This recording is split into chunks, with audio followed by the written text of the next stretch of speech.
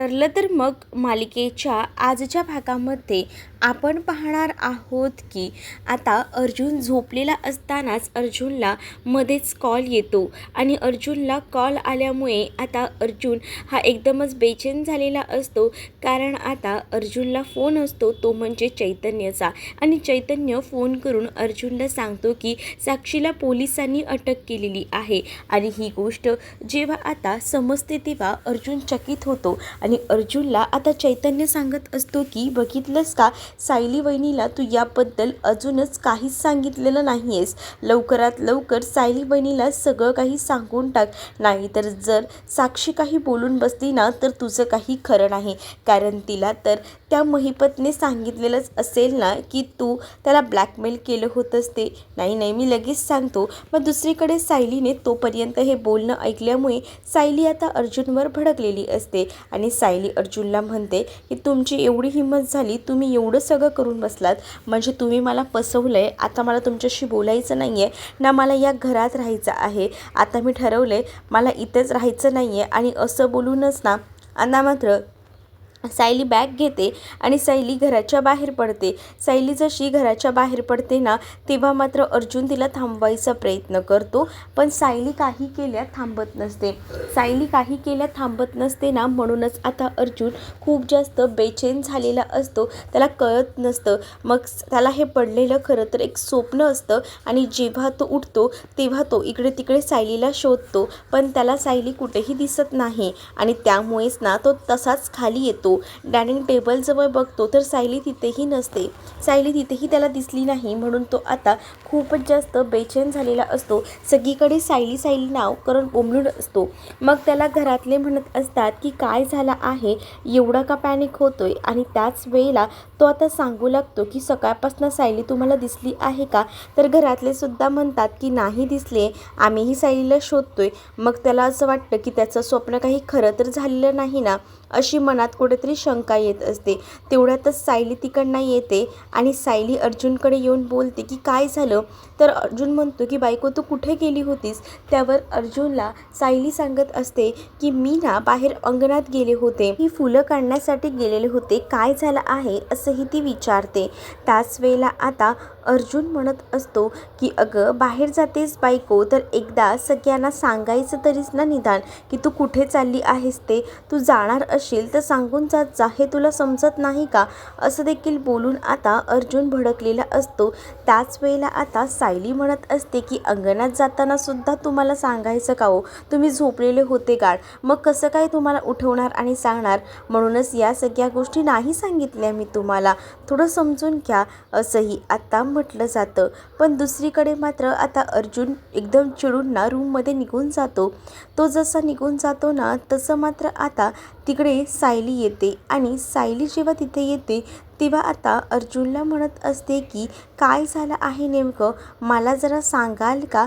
आणि त्याच वेळेला आता अर्जुन म्हणत असतो की मला स्वप्न आलं होतं की तू मला सोडून निघून गेली आहेस. आणि हे जेव्हा स्वप्न सायली ऐकते तेव्हा सायली म्हणते की तुम्ही अजूनही तोच विचार करताय का, कशाला इतका विचार करता. मी तुम्हाला सोडून ना कुठेही जाणार नाही आहे, याआधी सुद्धा तुम्हाला मी सांगितलं आहे, पण तुम्ही जे काही बोलली त्याचाच फक्त विचार करत बसला आहात. मला तुम्ही सोडून कोणी आहे का. आणि असं बोलूनच ना ती आता घट्ट त्याला मिठी मारते. आणि त्याचबरोबर अर्जुनही विचार करतो की सायलीला आता लवकरात लवकर सगळ्या काही गोष्टी खऱ्या सांगून टाकायला हव्यात, नाहीतर मी पुन्हा एकदा अडकू शकतो या सगळ्यामध्ये, असंही आता अर्जुनला वाटत असतं. आणि म्हणूनच आता अर्जुन त्या सगळ्या गोष्टींचा विचार करत असतो. दुसरीकडे मात्र आता अर्जुनला सायली म्हणत असते की तुम्ही काळजी करू नका, मी तुम्हाला कुठेही सोडून जाणार नाही आहे. मग तर झालं. आणि तेव्हाच आता अर्जुनला कुठेतरी जाऊन बरं वाटतं. त्यामुळे आता अर्जुन जो आहे तो आता विचार करू लागतो आणि त्याच्या एक गोष्ट लक्षात येते की चला आपल्याला सायली सोडून तर जाणार नाही, पण आपण या गोष्टी सायलीपासून लपवून ठेवायला नकोत, नाहीतर या सगळ्या गोष्टी खूपच अवघड होऊन बसतील, हे सुद्धा आता कुठेतरी माहिती झालेलं असतं. आणि जेव्हा या सगळ्या गोष्टी अर्जुनलाही कळतात तेव्हा तो थोडा का होईना आता इकडे तिकडे बघत असतो. इकडे आता सायली आणि अर्जुनला बाहेर पडायचं असतं आणि यासाठी सायली म्हणत असते की चला तुमचंही पटकन आवरून घ्या, मीही आवरते. आणि अशी चिडचिड होते का, तर त्याचं कारण आहे तुम्ही झोपत नाही नीट. या सगळ्याचा विचार करत बसता. जरा व्यवस्थित झोपलात ना की हे असं होणार नाही, असंही आता इथे असणारी सायली जी आहे ती बोलत असते. आणि सायली जेव्हा या सगळ्या गोष्टी बोलते ना, तेव्हा जाऊन आता अर्जुनलाही समजतं. दुसरीकडे डायनिंग टेबलवर आता सगळीजणं बसलेली असतात आणि त्याच वेळेला तिथे आता अस्मितासुद्धा आलेली असते. तर सायलीला आता कल्पना सांगत असते की जरा अस्मिताचं दूध घेऊन ये गं, ते घेऊन आलीस तर बरं होईल. मग सायली अस्मिताचं ते बदामवालं दूध घेऊन येते. तेवढ्यातच ना अस्मिताचं पार्सल येतं. तर अर्जुन तिची मजा घेतो. आता अस्मिताताई खऱ्या अर्थानं बरी झालेली दिसते, कारण अस्मिताताईचे पार्सल सुरू झालेले आहेत. मग अस्मिता स्वतः पार्सल घ्यायला जाते, पण तिच्या लक्षात येतं की तिचं कार्ड आहे ना सचिनकडे आहे. म्हणूनच ती आता सचिनला कॉल करते आणि सचिनला कॉल करून बोलावून घेते. सचिनला म्हणत असते की अरे सचिन, दे ना जरा डेबिट कार्ड दे, पार्सल आलं आहे बायासाठी मागवलेलं. मग तो त्याच्या खिशातनं डेबिट कार्ड काढतो आणि देतो. आणि त्याच वेळेला आता हे डेबिट कार्ड तर देतो आणि त्यानंतर ते पेमेंट वगैरे झाल्यानंतर ते डेबिट कार्ड पुन्हा एकदा अस्मिता सचिनकडे देते. आणि सचिन आता बाहेर थोडं काम आहे असं म्हणून तिकडनं जातो. तर हे सगळं इकडे असलेले सायली, अर्जुन, त्यासोबत प्रताप, कल्पना बघत असतात. या लोकांना कळून गेलेलं असतं की हिचं जे क्रेडिट कार्ड आहे ते नक्कीच ना ह्यांनी ह्याला दिलेलं आहे. आणि त्यामुळेच ना आता अस्मिता जशी येते तसं कल्पना आता अस्मिताला म्हणते, अस्मिता तू तुझं डेबिट कार्ड त्याला का दिलेलं आहेस? आणि त्याच वेळेला जेव्हा विचारलं जातं तेव्हा अस्मिता म्हणते की का, काय झालं, काही प्रॉब्लेम आहे का? मी माझं डेबिट कार्ड दिलेलं आहे आणि तसंही त्याचे काही प्रॉब्लेम्स चालू आहेत बँकेचे आणि त्यासाठी मी त्याला ते डेबिट कार्ड दिलेलं आहे. मला वाटत नाही की माझं काही चुकलेलं आहे. याआधीसुद्धा जेव्हा त्याच्याकडे पैसे असायचे तेव्हा त्याच्या पैशांमध्ये बरीच उधळण केलेली आहे, जेव्हा तो तिकडे होता बाहेर. आणि मग आता त्याच्या काही पैशांमध्ये अडचणी आल्या आहेत, बँकेमध्ये प्रॉब्लेम आला आहे. तर त्यामध्ये मला असं वाटत नाही की त्याचं काही चुकलेलं आहे की तो माझे पैसे खर्च करतोय ते. त्यामुळे त्याला तर मी पैसे देऊ शकते ना आणि तेवढा माझा हक्क आहे. पण या लोकांचं असं म्हणणं असतं की त्याला पैसे तर तू देतेस, पण त्याचा वापर तू कसा करतोय हेही तर बघायला हवं ना. आणि म्हणूनच ही लोकं तिला अडवत असतात. पण तरीसुद्धा आता ती ऐकायला तयार नसते.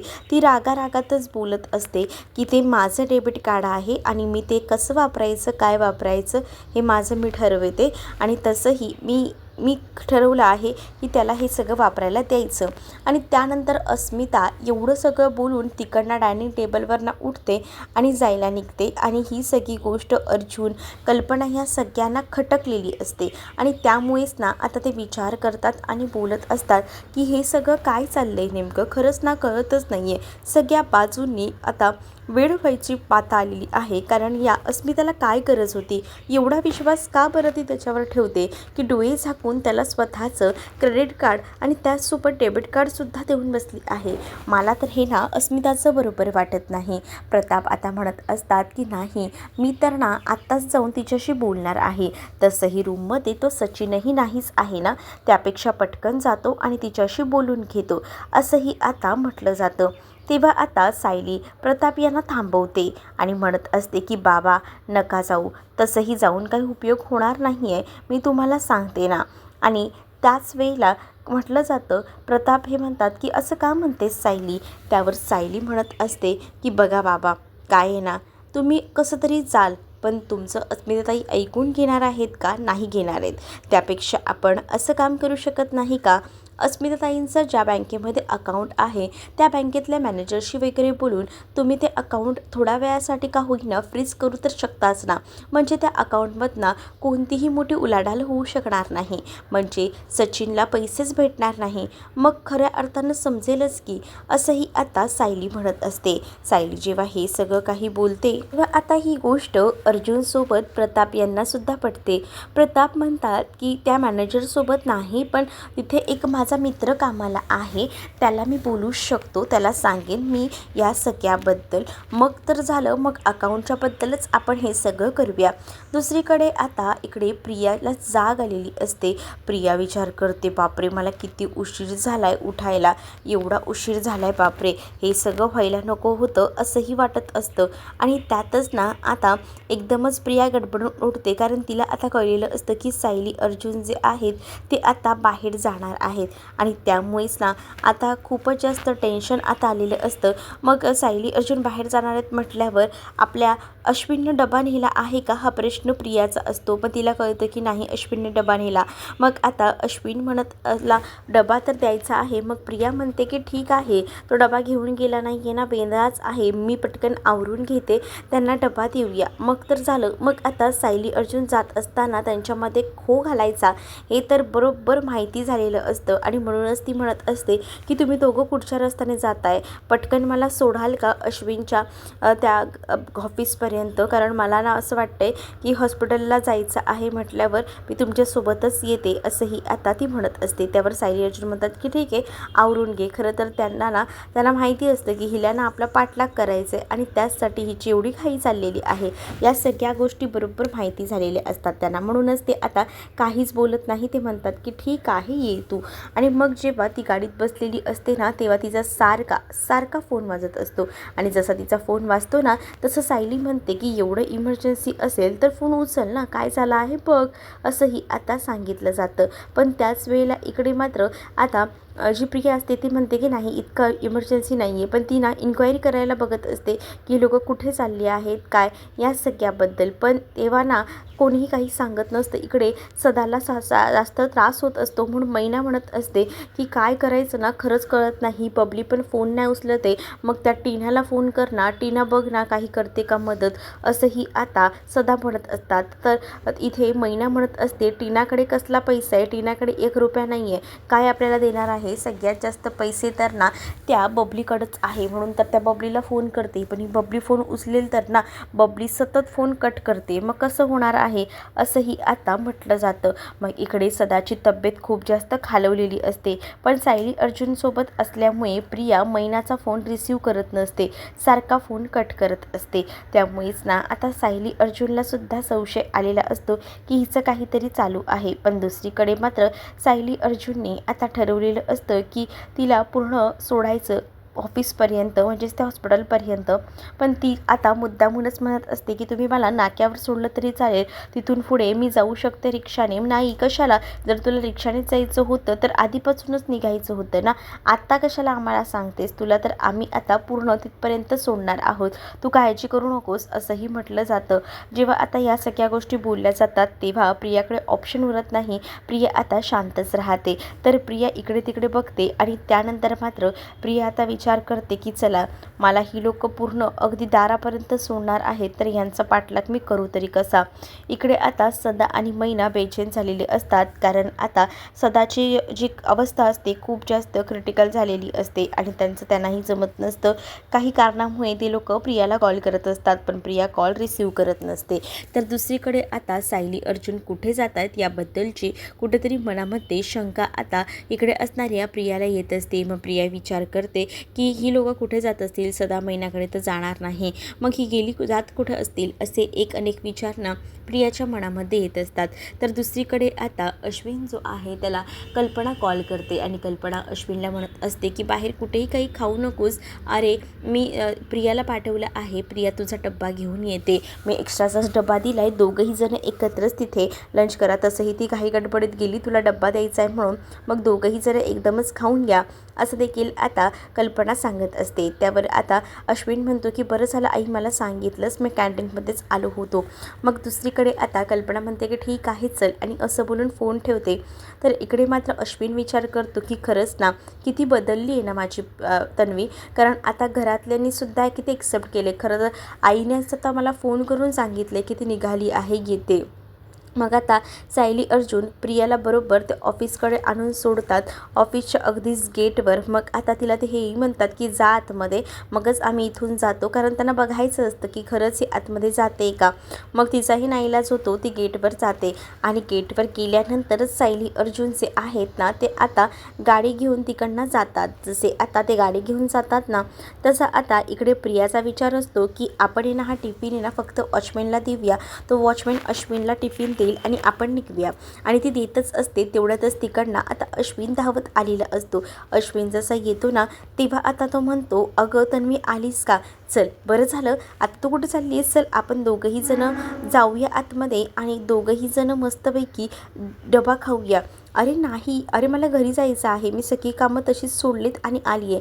मला जेव्हा कळलं ना टिफिन राहिला आहे ते समजलं, तसं मी इथे आले धावत धावत, असंही ती आता सांगत असते. अगं माझं आईशी बोलणं झालेलं आहे आणि मला तिनेच सांगितलं की एक्स्ट्रा डब्बासुद्धा तिने पाठवला आहे, त्यामुळे आपण दोघंही जण जे आहेत ते मस्तपैकी खाऊन घेऊया. मग तर झालं ना, चल चल खाऊन घेऊया, असं बोलून तो आता तिला कसाबसा जे आहे ते आता आतमध्ये घेऊन जातो.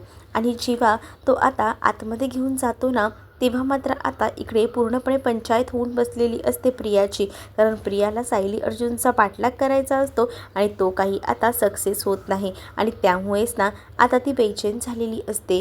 दुसरीकडे मात्र आता पाहायला मिळतं अश्विन जो आहे तो आणि त्याचसोबत ती दोघंही जण टिफिन खात असतात. तर अश्विनला प्रिया म्हणत असते की खरंच रे अश्विन, मी तुझ्याबरोबर इथे थांबले, तुझ्यासोबत टिफिन एन्जॉय करते, पण खरंच ना घरात खूप जास्त कामं पडलीत, सगळी काही आईंवरच येणार आहेत कामं करायचं. अगं हो मला कळतंय तुला एवढी काळजी वाटते, पण जरा नवऱ्याची पण काळजी करत जा, हा नवरासुद्धा तुझाच आहे, असंही आता तो म्हणत असतो. त्याच वेळेला आता तो तिला घासही भरवतो आणि हे सगळं काही होत असतानाच अश्विन म्हणत असतो, आज मला तुझ्यासोबत ना हे असं डिनर करतोय ना खूप बरं वाटतं, असं वाटतं ना असंच सगळं व्यवस्थित व्हावं आणि असं रोमॅन्टिक माहोल आला आहे.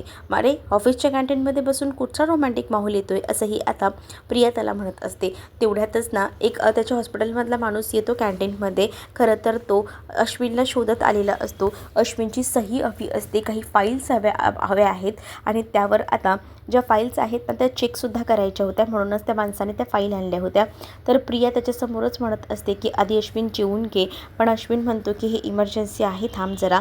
दुसरीकडे आता सायली आणि अर्जुन आहेत ना त्याबरोबर त्या जागेवर पोचलेले असतात त्या रेस्टॉरंटमध्ये आणि जेव्हा तिथे पोचतात ना तेव्हा आता ते वाट बघत असतात की कधी येऊ शकतात या, कारण त्यांना ना काळजी होती की ती आली पाहिजे आणि त्यांना ती माहिती हवी होती आणि यासाठी त्यांनी भेटायला बोलवलेलं होतं वंदना जाधव हिला.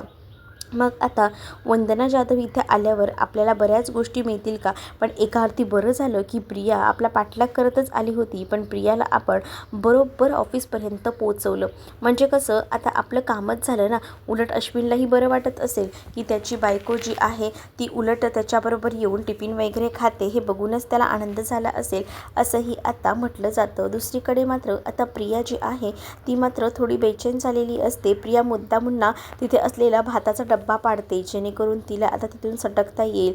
त्याच वेळेला अश्विनचं लक्ष जातं. अश्विन म्हणत असतो की काय झालं गं, काय झालं, तर मी तर ती म्हणते की सॉरी यार, भाताचा डब्बा पडला. मग तुझं पोट भरलं आहे का, अगं अरे हो माझं पोट भरलं आहे, असं प्रिया म्हणते. मग त्यावर तो म्हणतो ओके ओके ठीक आहे. आणि त्याच वेळेला आता प्रिया सांगत असते की मी जरा निघू का, उशीर होतोय. मग आता तोही तिला काही बोलत नाही, जा असं म्हणतो. दुसरीकडे सुमन आता प्रतिमाकडे आलेली असते आणि सुमन प्रतिमाला म्हणते की वहिनी मला जरा तुमच्याशी बोलायचं होतं. काय झालं आहे गं सुमन, बोल ना. मग आता सुमन म्हणत असते की तुम्ही राग वाटून घेऊ नका, पण काय आहे ना आता मी ह्या घरात राहते, पण मला ना असं वाटतं की नको, कारण ह्या घरात राहिली का सगळ्या त्याच गोष्टी आठवत राहतात आणि तुमच्यावरही ओझं बनून मला राहायचं नाही आहे. आणि म्हणूनच मी एक निर्णय घेतला आहे की मी माझ्या भावाकडे परत जाते, भावाकडे जाऊन राहीन, चालेल का. अगं थोड्या दिवसांसाठी थोडं हवा पालट हवं असेल तर जा, माझी काहीच हरकत नाही आहे, पण जर कायमची जात असशील ना तर मी तुला बिलकुलही सोडणार नाही, असंही आता प्रतिमा सुमनला सांगून टाकते. त्यावर मात्र असं का म्हणताय तुम्ही, मला जाऊ दे, तसंही या घरात माझं आता असं कोण नाही आहे, हेही आता एवढ्यात काही जेलमधनं सुटून येत नसतात, त्यामुळे मी जाते ना, असंही सुमन म्हणत असते. प्रतिमा म्हणत असते की तुझं चुकतंय, रविराजांनंतर या घरावर हक्क असेल तर तो तुझा असेल, कारण या घरासाठी तू आतापर्यंत काय काय केलं आहे ना ते मला माहिती आहे. मी जेव्हा नव्हती तेव्हा हे घर तूच सांभाळलं आहे आणि तू आता हे घर सोडून जातेस, मी तुला कुठेही जाऊ देणार नाही आहे, तुला या घरातच थांबावं लागेल असंही आता सांगितलं जातं. जेव्हा या सगळ्या गोष्टी सांगितल्या जातात ना तेव्हा सुमनचे डोळे पाणावले जातात. सुमन अक्षरशः रडत असते. सुमनला आता प्रतिमा म्हणत असते की मी तुझं काही ऐकून घेणार नाही आहे, तुला थांबावंच लागणार आहे. मग दुसरीकडे आता सायली अर्जुनला भेटायला वंदना आलेली असते. सायली अर्जुन मोबाईलमधला तो बबलीचा फोटो जो आहे तो दाखवतात आणि तो फोटो बघितल्यानंतर वंदना म्हणते की हिचा फोटोही दाखवू नका, इतकी हलकट नालायक मुलगी आहे ती, आम्हाला तुमचा राग कळू शकतो असं देखील सायली अर्जुन बोलत असतात. पण आम्हाला हिच्याबद्दल थोडी माहिती हवी आहे. तुमचा मुलगा तर आता ठीक आहे ना, म्हणजे आम्हाला थोड्याफार गोष्टी कळल्या आहेत. पण दुसरीकडे वंदना म्हणते कसला मुलगा माझा ठीक आहे, माझ्या मुलावर किती बेकार अवस्था झाली ना, आजही तो जागेवर आहे. म्हणजे नेमकं काय झालं होतं त्या दिवशी, आम्हाला जरा डिटेलमध्ये सांगू शकता का? त्याच वेळेला आता इकडे असणारे सायली अर्जुन जे आहेत त्यांना आता वंदना जी आहे ती सगळी गोष्ट सांगून टाकते. त्या संध्याकाळी त्या दोघंही जण म्हणजेच जो त्यांचा मुलगा होता वंदनाचा आणि त्याचसोबत इकडे असणारी ही प्रिया आणि काही चाळीतली मुलं ही सगळी जणं खेळत होते क्रिकेट. आणि त्याच वेळेला या प्रियाच्या अंगामध्येच म्हणजे बबलीच्या अंगामध्ये खूप जास्त मस्ती होती. तिने ना आता त्या समरची बॅट हातातून घेऊन फेकून दिली होती आणि त्यानंतर आता ह्यांची भांडणं सुरू झाली होती, कारण ती बॅट ना समरची होती आणि त्याच्या वडिलांनी तिच्यासाठी आणलेली होती. पण आता बबलीच्या अंगामध्ये इतकी मस्ती असते ना की ती बबली जी आहे ना ती मात्र आता त्या समरवर आवाज चढवत असते आणि त्याच्या मानेमध्ये हात टाकून ते पिरघळू लागते. त्याच वेळेला त्याला हे सगळं सहन होत नसतं. तिथे त्याला एक लाकूड दिसत असतं जळतं आणि ते जळतं लाकूड तो हातात घेते तो आणि तिच्या पाठीला तो चटका देतो. जसा तो चटका देतो ना तसं ती कळवळते आणि मग तिला राग येतो. ती म्हणते तुझी इतकी हिंमत की तू मला मारलंस, आता तर तुला मी सोडणार नाही आहे. आणि असं बोलूनच ना तिने आता जोरात आहे ना त्याला एका दगडावर ढकललेलं असतं आणि तेव्हा ती तिकडनं पळून गेलेली असते आणि जागेवरच तो समोर कोसळलेला असतो. आणि ही सगळी जी गोष्ट आहे ती आता वंदना सांगत असते आणि वंदनाला जेव्हा या सगळ्या गोष्टी सांगितल्या जातात ना तेव्हा मात्र सायली अर्जुनच्या पायाखालची जमीन सरकते. इकडे मात्र आता कळत नसतं की काय करावं, पण प्रिया मात्र आता सायली अर्जुनचा शोध घेत असते. कशी बशी ती तिकडनं बाहेर पडलेली असते, अश्विनच्या इथून तावडीतून ती सुटलेली असते. पण आता तिला कळत नसतं. ती विचार करते की मी अर्जुन आणि सायलीच्या बघू का ऑफिसमध्ये जाऊन ते तिथे असतील का दोघं, कारण का सदा महिन्याकडे तर जाणार नाहीत. राहिला प्रश्न त्या बाईचा, त्या बाईकडे सुद्धा जाणार नाही आहेत. मग आता हे लोक गेले कुठे असतील हा प्रश्न मुख्यतः असतो, पण त्यांचा पाठलाग करणं हे सुद्धा तिच्यासाठी महत्त्वाचं असतं आणि म्हणूनच तर ती आता बाहेर पडलेली असते. इकडे मात्र आता वंदना जी आहे ती सगळी माहिती पुरवत असते. वंदना म्हणते की खरं तर ना मला ह्या सगळ्यातून जायला खूप जास्त कठीण होत होतं, पण कसं कसं मी यातून मार्ग काढला आणि मी यातून सगळ्यातून बाहेर पडले. खरंच ना या सगळ्या गोष्टी आहेत ना खूप भयंकर अशा होत्या आणि तिथून बाहेर पडणं खूप जास्त मुश्किल होतं, पण आम्ही प्रयत्न तर केले असंही आता म्हटलं जातं. पण त्याच वेळेला माझा मुलगा हा अजूनही जागेवरच आहे ही गोष्टसुद्धा आता सायली अर्जुनला कळलेली असते. दुसरीकडे आता सायली अर्जुन प्लॅनिंग करतात की आपण हे तर करू की या बाईला घरात आणून सगळ्यांसमोर सांगू ही बबली आहे, पण खरं तर 7 महिन्याची मुलगी आहे, तर 7 महिन्याने सुद्धा येऊन जर सांगितलं ना तर ते काम आपल्यासाठी अजूनच सोपं होईल असं देखील आता म्हटलं जातं. तर इकडे प्रियाने मोबाईल चार्जिंगला लावलेला असतो तोपर्यंत सायली तिचा मोबाईल चेक करते. मैनाचा फोन आलेला असतो, मैना फोन करते आणि तेव्हाच आता सायली बघते, सायलीने फोन उचललेला असतो. सायलीच्या लक्षात येतं की हा आवाज तर नक्कीच ना त्यांचा आहे आणि मग तेवढ्यातच मेसेज येतो की कुठे आहेस गं तू, लवकर ये ना. आणि तेव्हा त्याच्यामध्ये ॲड्रेसही असतो आणि तो ॲड्रेस नेमका आता भेटलेला असतो. तर तुम्हाला कसा वाटला हा एपिसोड नक्कीच कमेंटमध्ये सांगा. असेच अपडेट पाहण्यासाठी चॅनलला सबस्क्राईब करा.